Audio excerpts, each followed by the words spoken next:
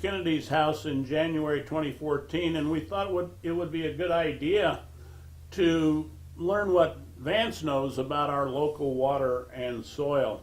You've become very interested in the local agricultural issues involving soil and water. Right. And I've heard many people say that now that we can rip up soil, it doesn't matter where we farm. And so I've spoken to you before about the differences in kinds of soil.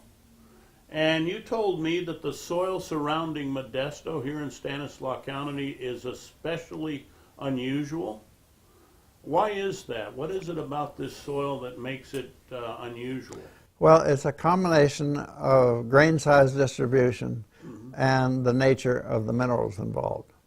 So, as far as grain size distribution is concerned, a sandy loam, which is what many of our best soils are here, has enough moisture, enough fine grains to hold moisture, and enough larger grains to allow permeability. So you have the ideal situation where, from a physical aspect, oxygen can easily get to the roots, and yet there's enough moisture that's held on the clays that the moisture stays there. Out here, with our different climate, the weathering, a good case in point is the muscovite and biotite that are the micas that are present in the granite.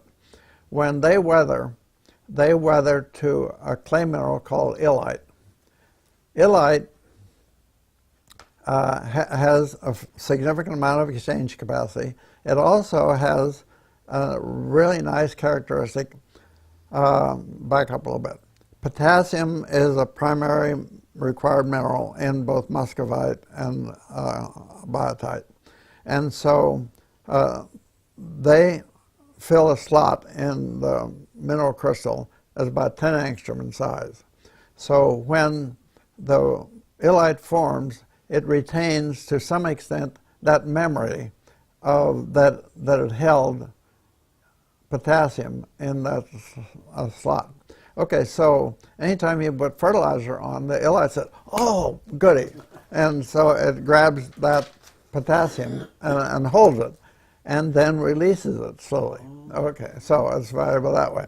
The other thing is that ammonium sulfate, NH4, has an atomic radius very similar to what potassium does.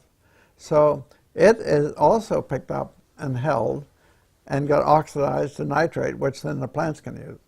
So illite isn't a major clay mineral here, but it's certainly present in reasonable amounts. And then some of the other clay minerals have even higher exchange capacity, but are not selective. Montmorillonite is one, there's several others. And so we've got an ideal situation here where you have the right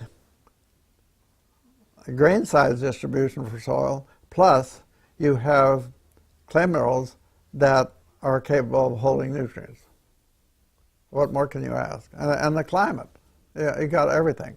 Now, how many places on the planet have this combination of soil, weather, and water? Well, Chile has a somewhat similar situation, for one. And I really don't know otherwise. If I were to put it simply, this soil is very unusual and rare, and there aren't many places like it anywhere else on Earth. That have this combination. That's right.